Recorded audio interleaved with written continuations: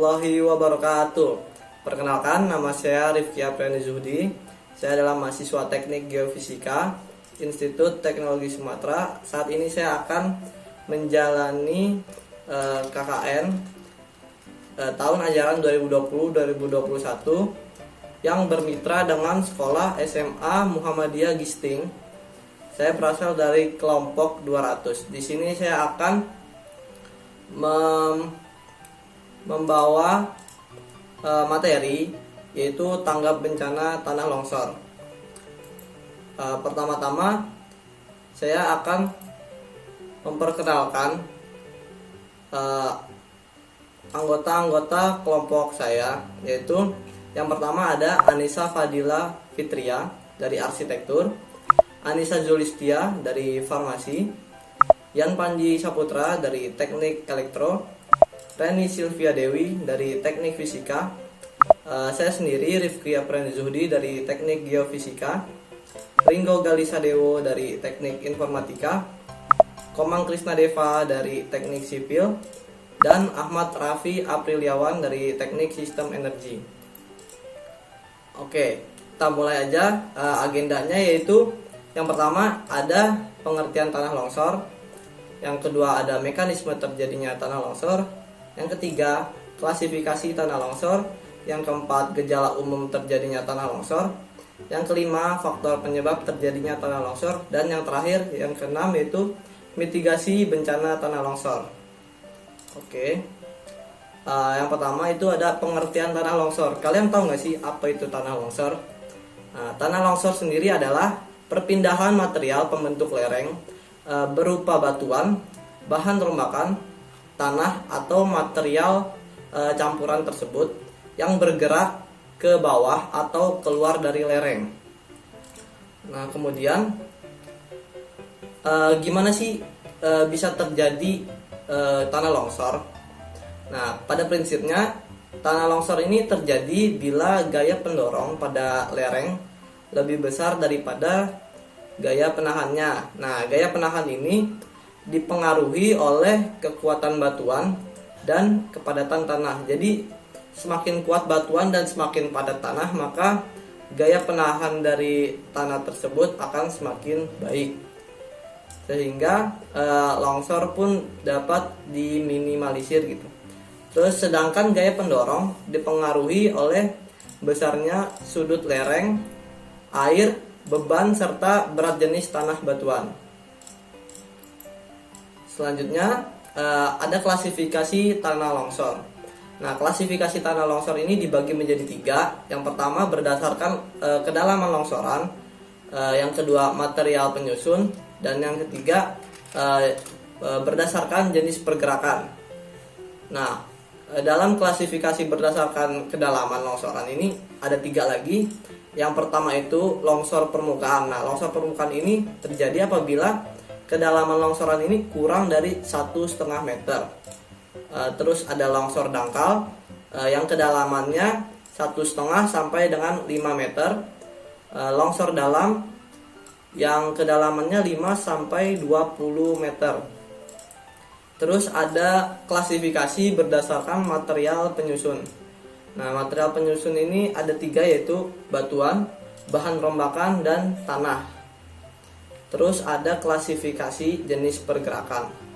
Nah, jenis pergerakan ini ada longsoran translasi, longsoran rotasi, pergerakan blok, runtuhan, rayapan tanah, aliran bahan rombakan. Nah, kita akan membahas lebih lanjut mengenai jenis-jenis pergerakan tanah longsor ini. Yang pertama yaitu longsoran translasi. Longsoran translasi itu apa sih? Nah, longsoran translasi adalah bergeraknya massa tanah dan batuan pada bidang gelincir berbentuk rata atau menggelombang landai. Nah, bisa kita lihat di gambar di samping.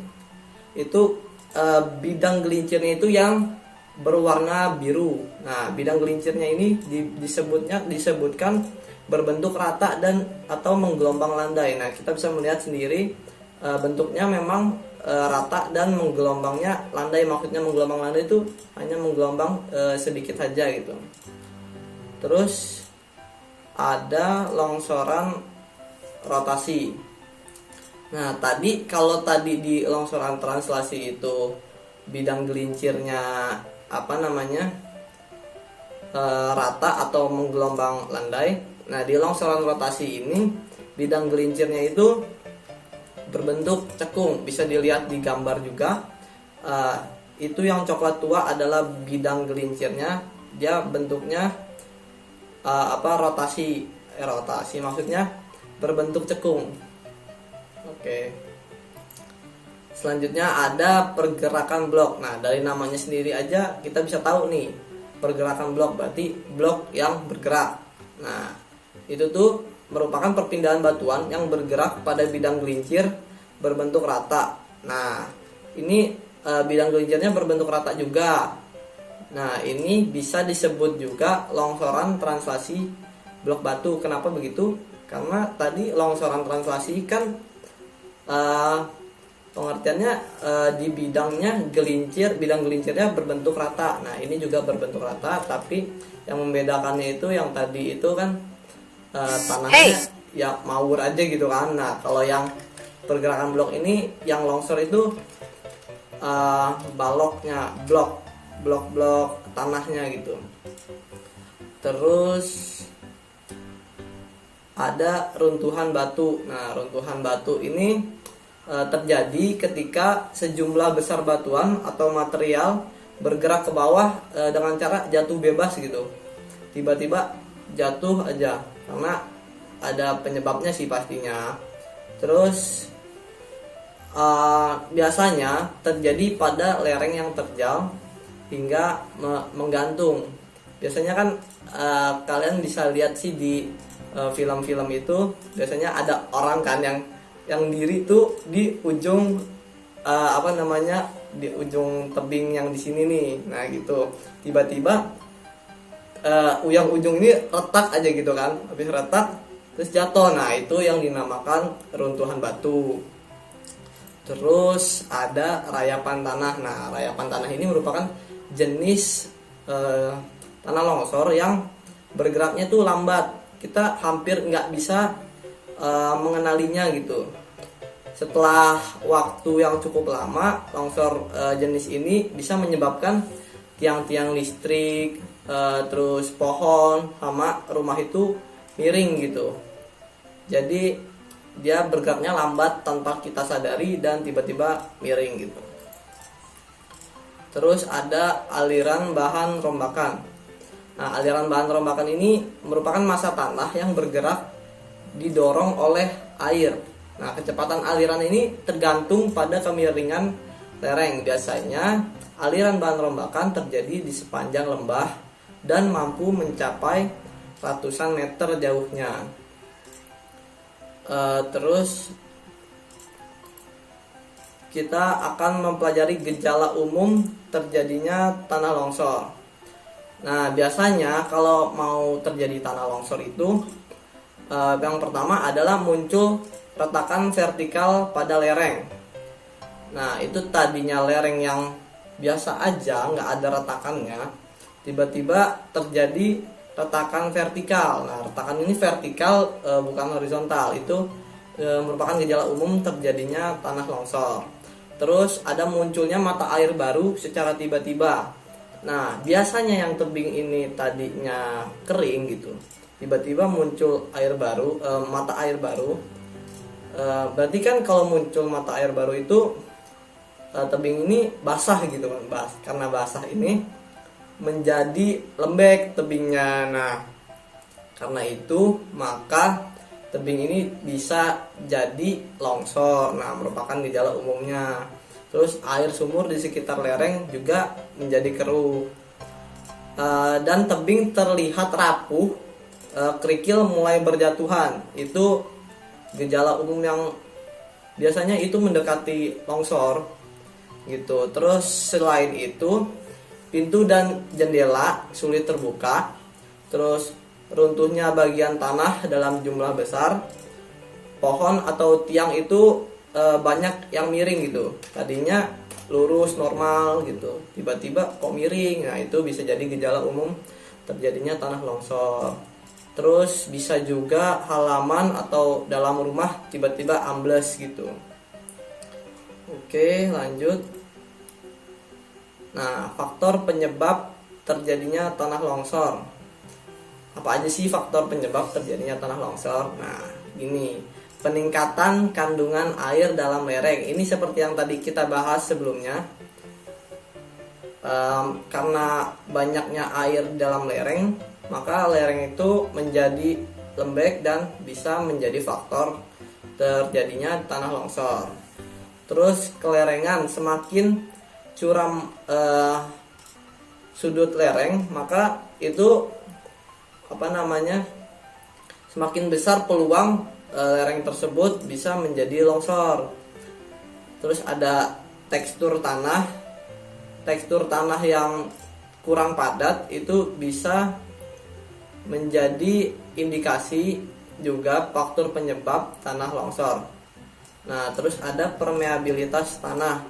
Maksudnya permeabilitas tanah itu apa sih? Permeabilitas tanah itu kemampuan tanah untuk meloloskan air. Jadi semakin besar permeabilitas tanah, maka semakin minim juga peluang terjadinya tanah longsor, karena air itu langsung mengalir gitu ke dalam, enggak ngembeng atau enggak diam di situ aja menyebabkan tanah itu basah dan lembek, melainkan dia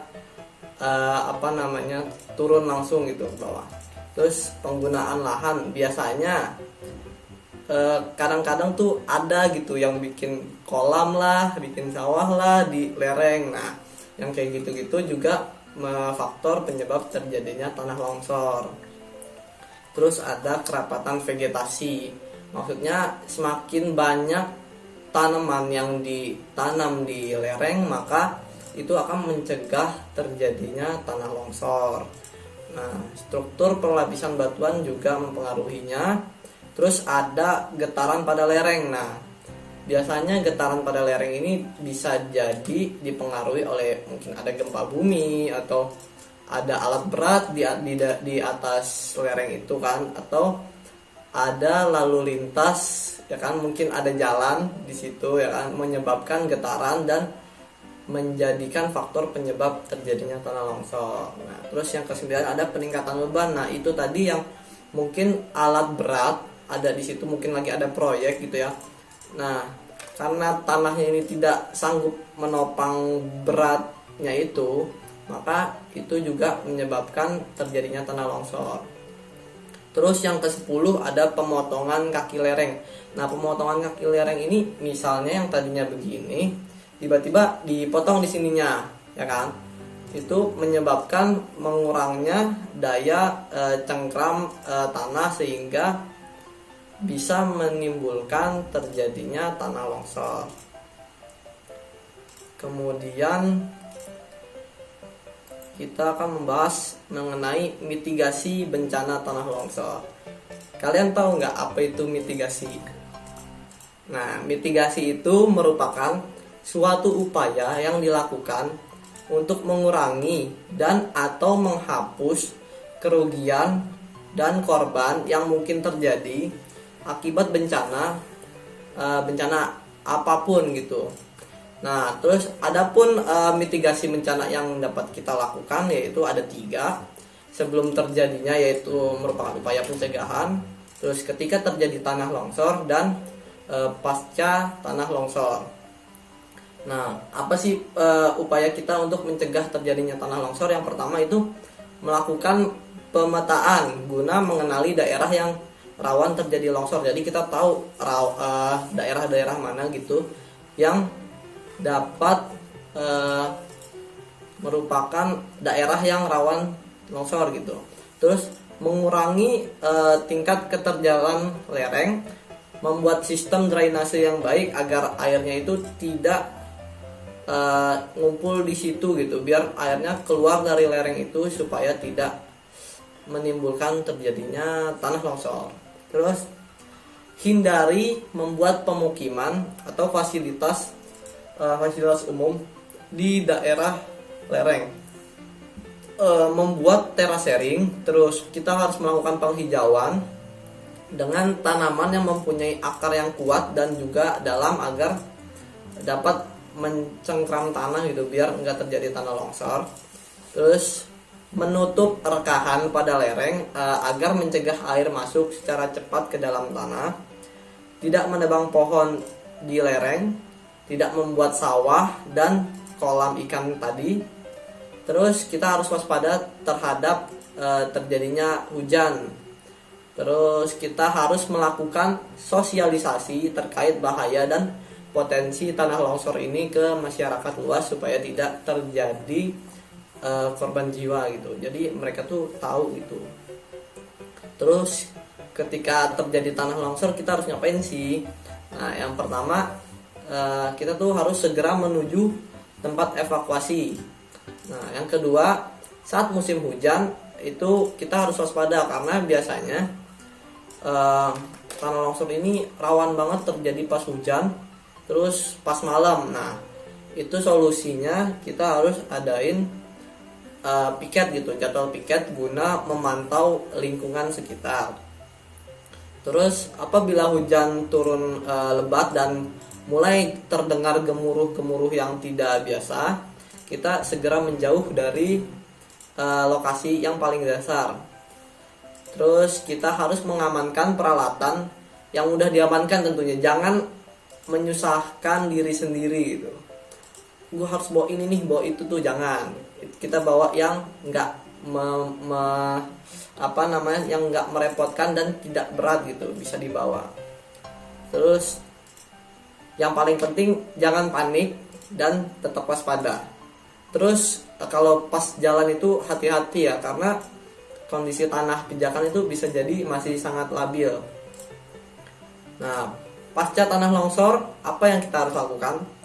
Yang pertama itu kita harus tetap siaga dan mencari terus informasi terkait wilayah yang tertimpa longsor, sehingga kita dapat mengantisipasi terjadinya longsor susulan.